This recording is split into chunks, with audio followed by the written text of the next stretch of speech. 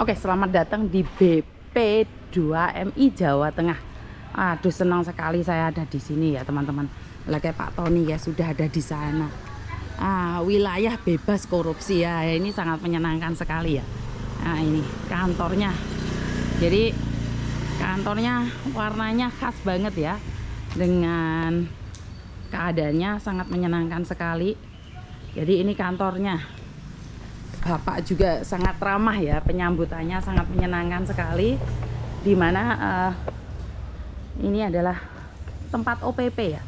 Kalau saat zaman dahulu kala dibilangnya PAP. Jadi ini tempatnya, teman-teman bisa dilihat. Oke, bisa muter-muter di sini. Ini adalah kantornya. Jadi buat teman-teman yang menanyakan alamat dan juga hotline-nya, ini bisa dicek secara langsung. Jadi ini adalah Bapak. Selamat siang. Selamat siang, Mbak Yuni. Luar biasa, nggih. Ini teman-teman juga ingin menyapa Bapak. Ya. Boleh diperkenalkan Bapak? Saya Pujiono, sedulur migran, sahabat migran khususnya dari Jawa Tengah ya. Saya kebetulan sebagai kepala BP3MI Jawa Tengah. Tugas saya adalah melayani panjenengan semua. Saya layani ketika mau berangkat hingga selama di negara tujuan sampai nanti pulang. Monggo silahkan nanti menghubungi ke kami ke BP3 Jawa Tengah. Tentunya kita akan melayani dengan sekuat tenaga kami dan jajaran. Jangan takut untuk menyampaikan sesuatu. Oke, matur nuwun nuwun Bapak, kita jalan lagi. Monggo, ini kita melihat untuk memberikan motivasi kepada teman-teman yang mau berangkat ke luar negeri. Ada Hong Kong, ada Taiwan, ada Singapura. Ini karena saya pendapat tamu istimewa Mbak Yuni ini kan. Luar biasa. Sebenarnya saya yang merasa teristimewa Bapak, karena ini pertama kali saya disambut. Kalau boleh tahu nih Pak, OPP itu tiap hari atau ada jadwalnya sendiri? Kalau kita saya jadwalkan untuk minimal 1 minggu 3 kali. Oh, 1 minggu 3 kali. Layanan kami ada mulai di Cilacap, di Banyumas, di Pemalang, di Kebumen, Purworejo, Wonosobo, Sukoharjo, Sragen, Grobogan, Pati, Kendal. Ini kan kalau teman-teman yang dekat itu nggak perlu ke Semarang, bisa dilayani di situ lebih dekat. Oke. Jadi ini boleh masuk berapa Pak? Berapa peserta hari ini Bapak? Hari ini 40, karena setiap hari kemarin 1 minggu. Nah, halo.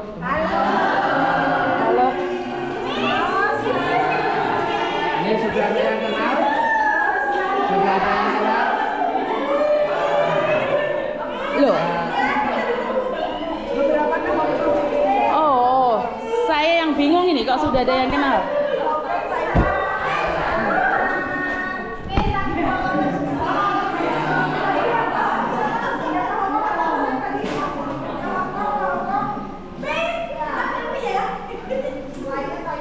Nah, teman-teman semua, hari ini sudah kenal saya belum ya? Belum.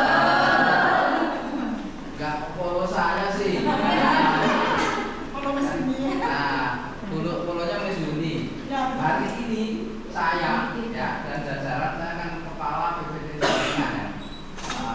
Ketamuan tamu istimewa Mbak Yuni.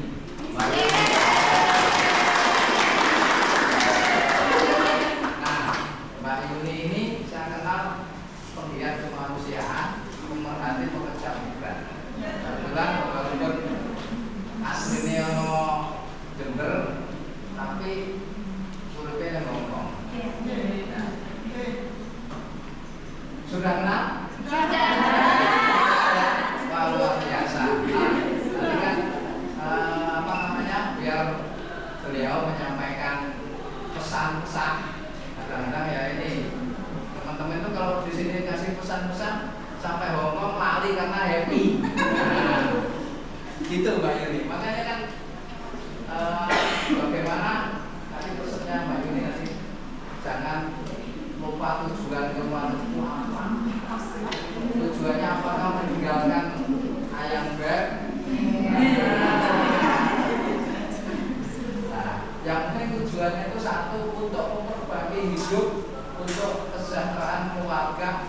cita-cita kalian Masa depan. yang tinggi depan, ya. Kan Bung Karno berpesan, gantunglah cita-cita sampai setinggi langit. Ya. Kalau jatuh masih di antara bintang-bintang. Nah, kan itu. Ya kan? Nah, iya. Kalau sampai ini langit-langit ruangan jatuhnya sakit tuh di bawah. Nah, monggo Mbak Yuni silakan diberikan motivasi akan khususnya yang di Jawa Tengah ini nanti di sana ya peserta sakal dulu. Assalamualaikum warahmatullahi wabarakatuh.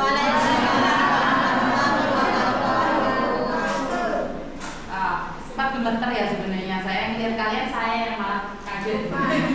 Iya, malah GR Miss Yuninya ya. Jadi di sini ternyata remnya harus cakram loh. Miss Yuni nggak boleh ngomong sampai helikopter. Jawa Tengah Pak. Jadi kalau di media sosial kalian pasti lihat Miss Yuni sangat garang ya, mana tukaran bebong ya. Iya. Orang untuk sopan dikit gitu loh Mas. Jaga image aja. Jadi iya. Terlalu jujur. Mumpung di sini. Akhirnya surprise-nya lihat ke sini loh. Original ya saya. Tapi kan maluan. Pakai putih-putih ya, Miss. Iya. Jadi saya adalah bukan siapa-siapa. Saya cuma kebetulan aja ada waktu karena saya sebenarnya adalah pengangguran dan main YouTube. Jadi kebetulan bisa membantu dan itu adalah kehormatan bagi saya ngobrol sama kalian karena selama ini siapa sih saya ini. Jadi saya selalu membantu yang membutuhkan karena saya tahu siapa kalian dan jadi saya sendiri juga kaget berbicara di depan kalian. Mungkin kalau sudah lihat konten saya tahu saya bisa marah dan saya tidak ada tebeng aling-aling seperti apa ngamuk ya Mbak ya. Karena saya tidak terikat birokrasi. Jadi saya lebih memilih diri saya sendiri. Cuma di Jawa Timur aku bisa ngomong ngomong di Jawa Tengah ini kudu cakap. Karena apa? Kalian bahasanya halus, susah ya. Pikiran saya jadi muter-muter karena tidak paham bahasa yang harus halus.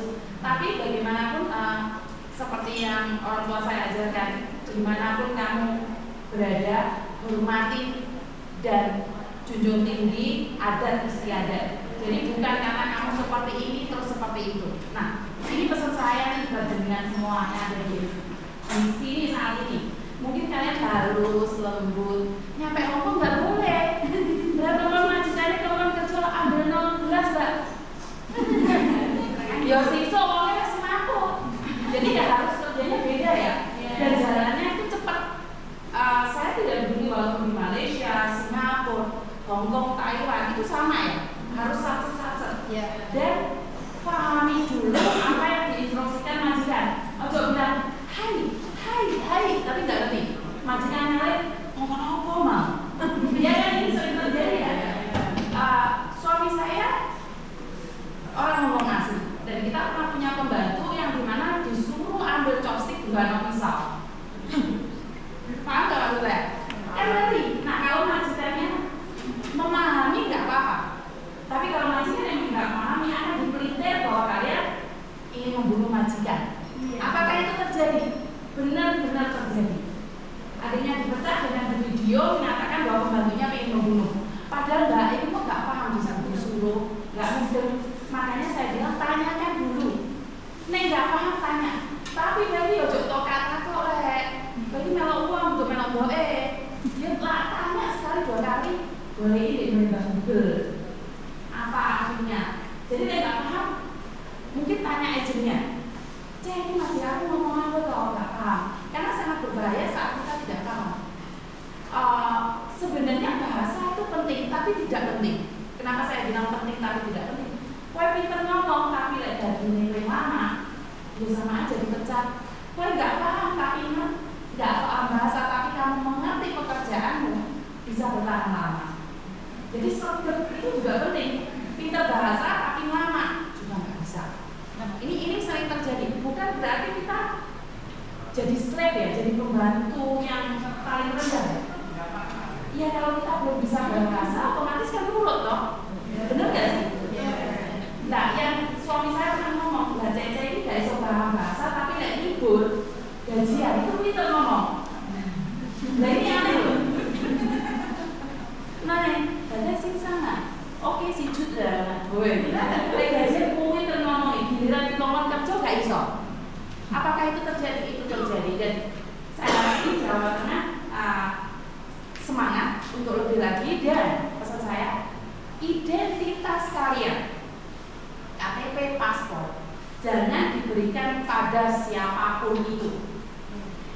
Bu ayam beb ini mungkin karena apa? Suatu saat sama ayam bebmu ini itu dijual lagi dan saya lupa satu Pak, jangan menjual ATM, itu sangat penting karena banyak orang di penjara karena ATM-nya dipakai orang lain untuk pencucian uang. Ini pesan dari polisi ngomong yang saya lupa di semua tempat. Jangan jual ATM kalian. Jadi ATM kalian suruh buka bank, terus dibeli 2.000 itu senilai 5 juta. Itu saya lihat bisa di penjara. Jadi jangan memberikan ATM kalian, ini mungkin harus dilimak ya sama ibu. ATM itu sangat penting sekali selain paspor. Kalau paspor masih bisa buat lagi, tapi ATM kalau sudah dipakai untuk tempat pencucian uang ini penjara dan deportasi, penjaranya 14 tahun.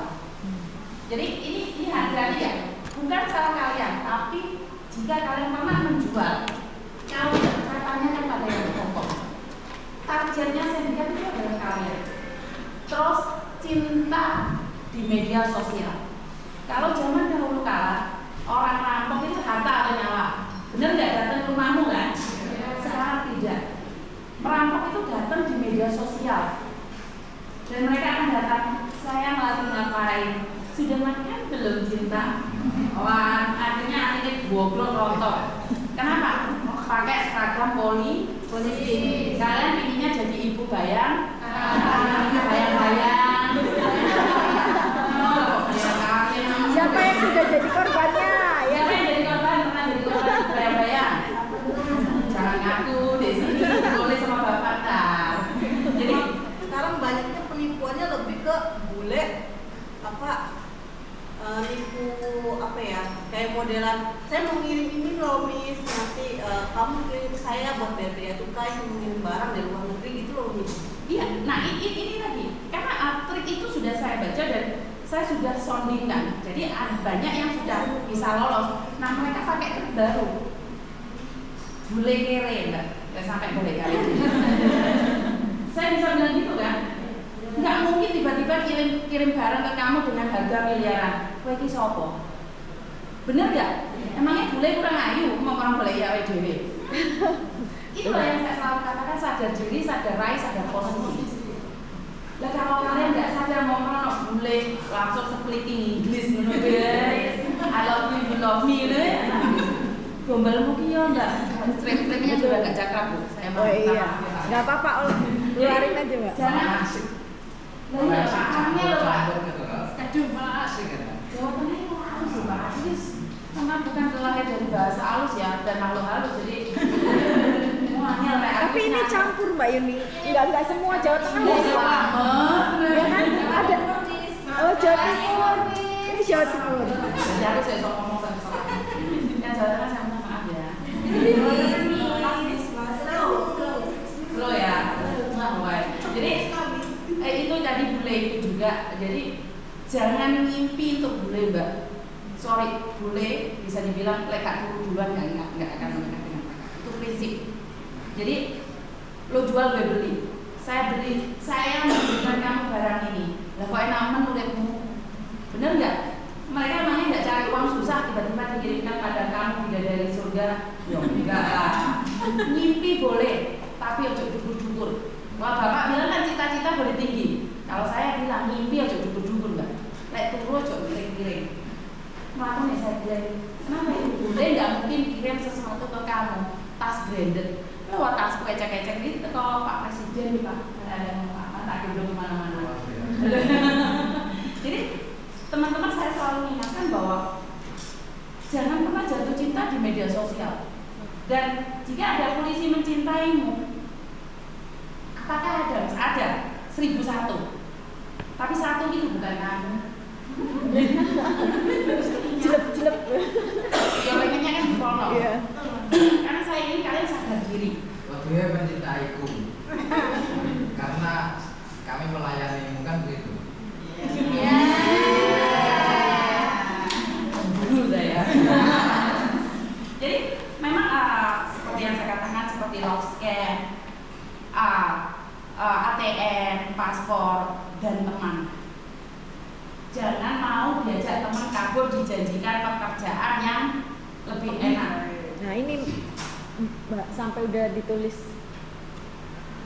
stop kabur itu udah mulai lama. Duh, padahal sudah ada tulisannya.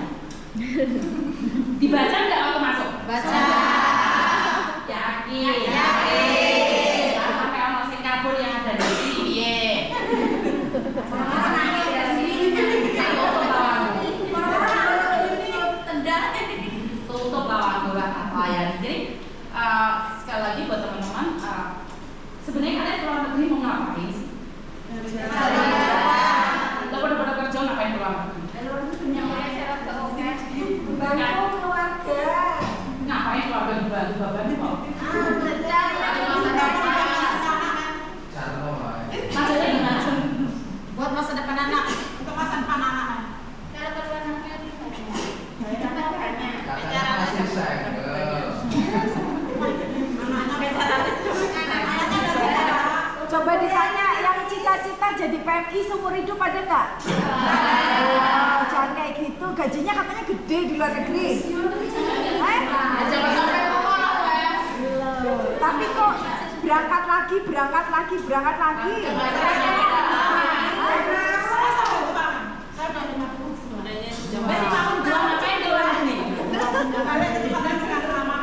Ngerti kenapa? Anak saya dulu umur 1 Mei. Kamu di Hong Kong dulu berapa tahun? 10 tahun menjelang 1. Kenapa harus balik lagi? Anak belum beres sana. Masih kuliah.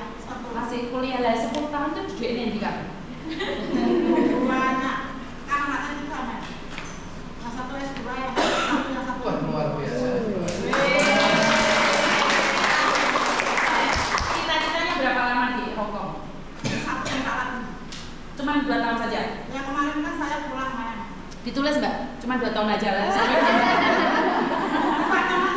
Nanti kalau 2 tahun pulang, saya cek mau kembali lagi, nggak usah di. Saya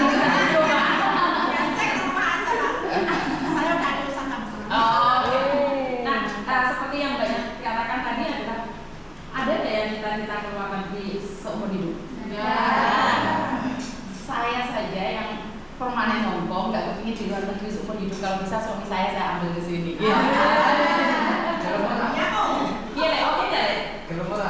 Iya, jadi setuju lah. SDM setuju. Yang penting saya ini berarti setuju. Nggak apa-apa. Jadi semangat. Atur dulu. Jadi suami saya cuma bisa itu aja. Ya. Rencananya kemarin kalau dia nggak kerasan di sini, paspornya tak tahu. Tiba kerasan nggak situ malah. Jadi tidak ada seorang pun yang ingin keluar negeri kalau kita sudah cukup di sini, benar nggak sih? Ya. Berarti kan kita cari modal saja, balik yuk. Kenapa? Saya selalu bilang bahwa seenak-enaknya di negeri orang lebih enak di negeri sendiri. Itu memang benar. Saya merasakan sendiri. Tapi bagaimana bisa bertahan di negeri sendiri kalau kita masih belum punya apa-apa? Dan pesan saya satu lagi, gaya hidupmu jangan berubah. Seperti yang saya sampaikan tadi, kalau sudah di Hong Kong, pulang Indonesia sepatunya hak tinggi semua. Bener nggak? Pakai dari Oppo. Ada dari Oppo. Emang laku itu? Kalau di Jawa Tengah mungkin nggak laku, di Jawa Timur sepatu hak tinggi itu masih laku ya, Pak? Geng apa? Geng gejek kak, gejek jagung itu loh, di sawah.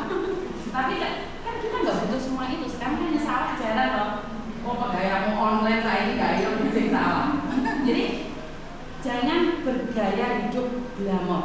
Saya pribadi, walaupun saya permanen ngomong, saya tidak bisa model-model sepatu karena palsu ya, Pak. Saya merasakan itu adalah palsu. Iya, model artis tapi hanya utang. bukan ATM kritis. ATM-nya kritis gitu loh.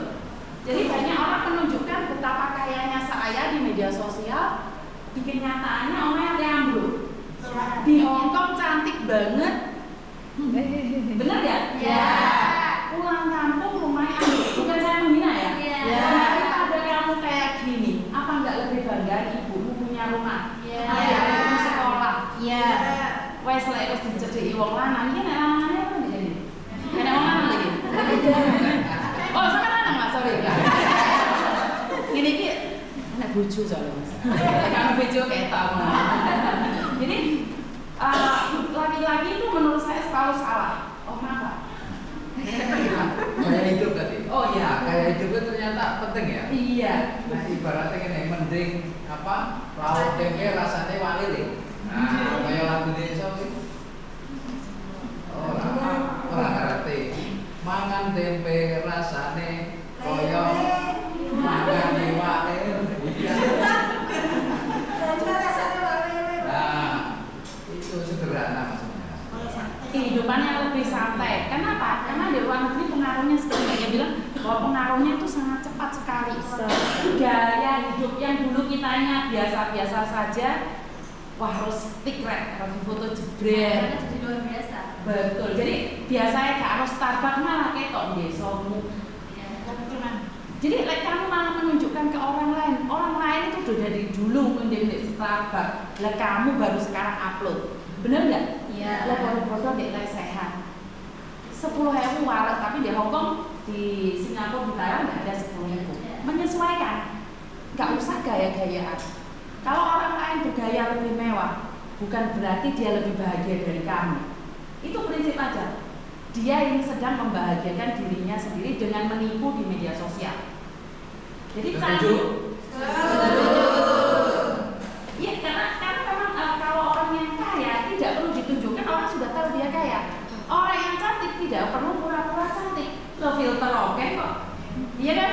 Fotonya gak usah glowing-glowing, pemutih mas. Ayo dong. Jadi buat teman-teman saya lebih berpesan tujuan awal kalian. Karena saya tidak tahu nih satu persatu tujuannya apa. Kalian boleh ngomong seperti ini, tapi dalam hati kalian hanya kalian yang tahu. Kalian pasti hanya meninggalkan si dia untuk si dia, saya juga nggak tahu. Benar nggak? Karena perubahan itu sangat cepat sekali dan jangan pernah berpikir bahwa orang yang pakai seragam akan mencintai kita. Sadar diri, sadar rai, sadar posisi. Boleh gue mulai dadio juragan. Pergi migran pulang.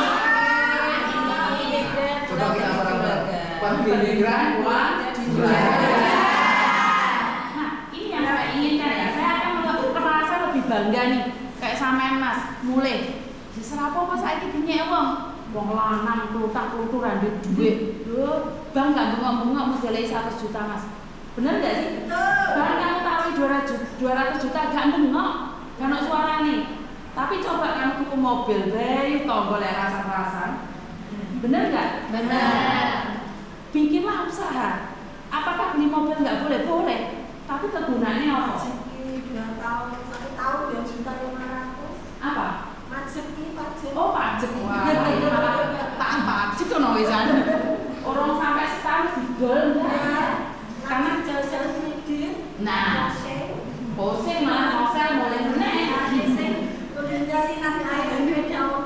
Lah ya, makanya kehidupan yang biasa-biasa saja punya modal cukup kita kembangkan itu Mbak. Aku nggak kepingin kalian dari Hongkong pulang balik meneh. Ini yang saya tidak inginkan. Mungkin di tempat kita lebih nyamanan di Hongkong atau di sini sih sebenarnya jujur Mbak. Nyaman di sini ada anak suami. Nyaman di sini deh.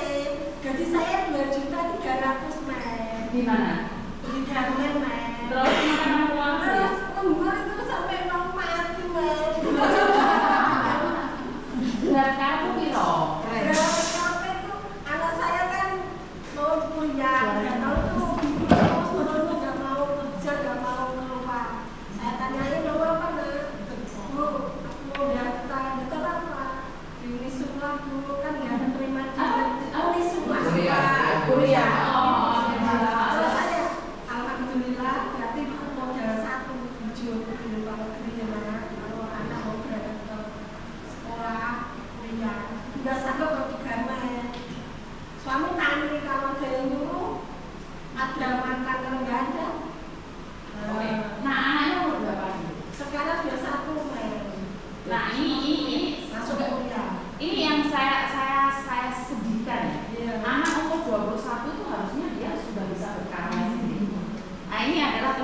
pendidikan ya, saya kasih tahu anak saya umur 20 lebih sudah bekerja.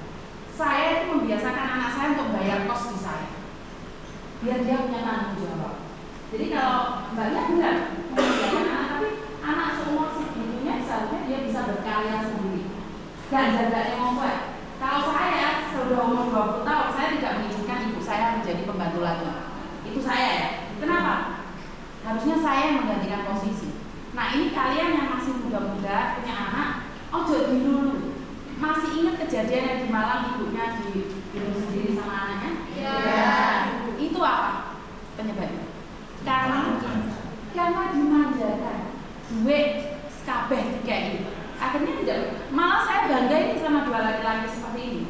Umur berapa kamu? 22. Nah, 22 bu. Layu. Sama? Dua-dua lu anakku kabeh. Nah, kayak gini nih seharusnya.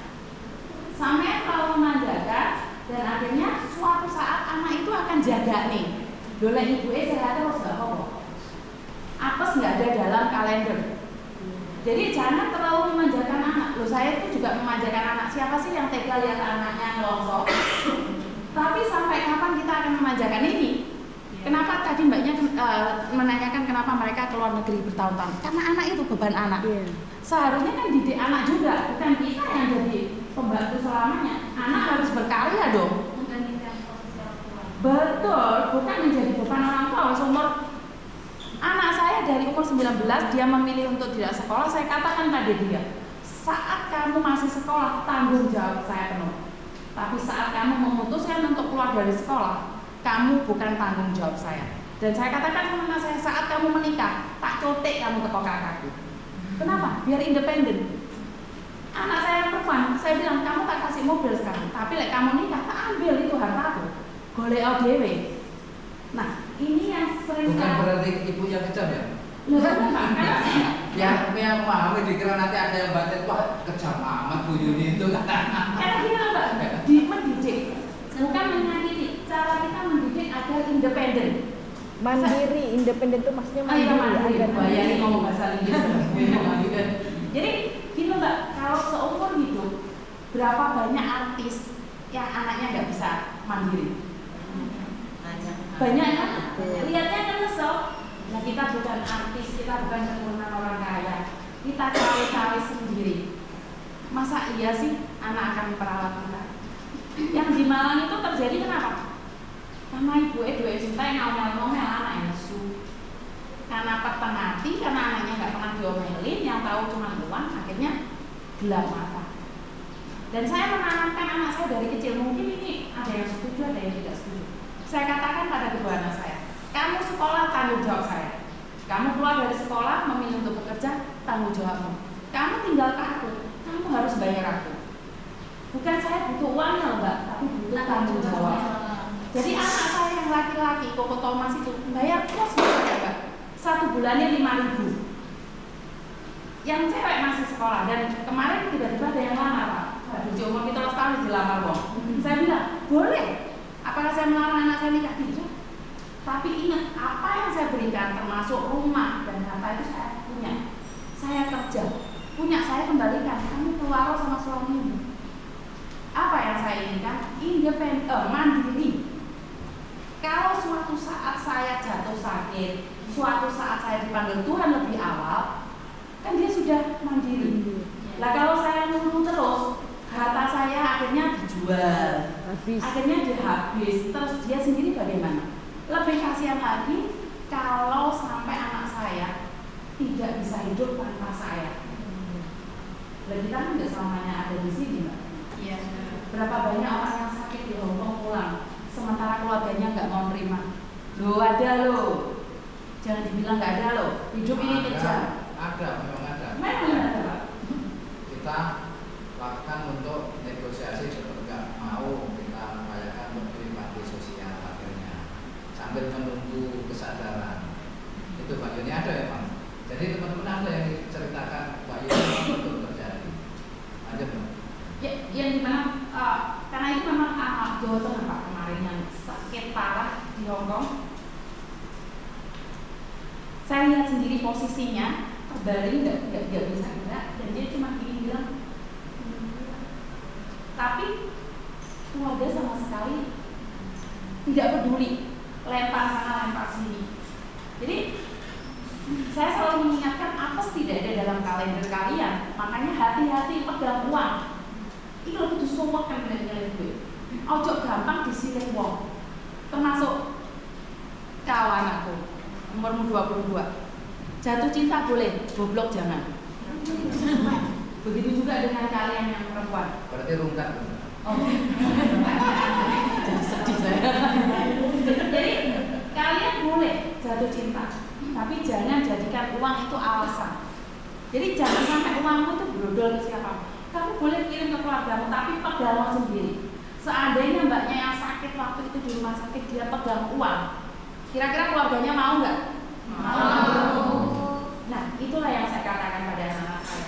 Warisan saya tidak akan berikan pada anak-anak saya sendiri. Siapa yang sayang sama saya, siapa yang menjaga saya, dia akan mendapatkan. Betul. Jadi mulai sekarang tanamkan dalam pikiran bahwa saya harus sukses dan saya harus mencintai diri saya sendiri. Karena kan kalau bukan diri kita yang mencintai diri kita, siapa lagi? Benar nggak? Ingat, suami bisa cerai, anak bisa menikah, bisa keluar dari kehidupan kita, orang tua bisa pergi. Tapi kalau kita punya kekuatan di diri kita sendiri, lah kok bener bojo lunga ganti lagi, gitu ya? Orang ajar itu nggak masuk deh, Pak. Sama izin Mbak Yuni memberi masukan ke teman-teman juga supaya tidak terikat menjadi PNI seumur hidup. Masa kerja kalian lebih di atas 6 tahun bahkan 10 tahun lebih. Sebaiknya dibantu di sana Mbak.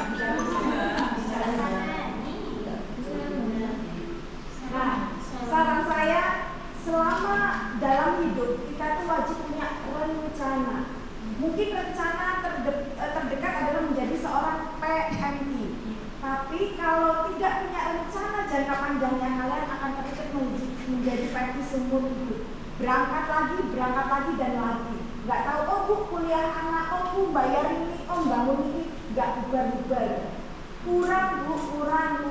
Berangkat lagi sampai ya usia 50 lebih mungkin bisa. Nah, saran saya untuk supaya tidak terikat menjadi PNI seumur hidup adalah memiliki rencana untuk masa depan. Jadi apakah saya pulang dari luar negeri? Itu untuk diri kita sendiri. Jadi apakah saya pulang dari Singapura, Hong Kong, Taiwan dan lain-lain? Besok saya mau buka ini, mau buka. Jadi uang atau pendapatan dolar Anda itu tidak mengalir seperti air. Bu, ini aku pinjam paham ya? Jadi kita sudah punya rencana, sesuk aku mulai jadi iki, itu auto terkunci. Dolar Anda itu boleh dipinjami, boleh dikirim, tapi dia pasti akan tersave. Ada yang disimpan untuk rencana dia. Makanya wajib punya rencana setelah pulang dari luar negeri mau jadi apakah saya. Itu saran saya. Terima kasih. Oke ya, memang iya, nyimpan buat diri sendiri tadi itu lebih penting dan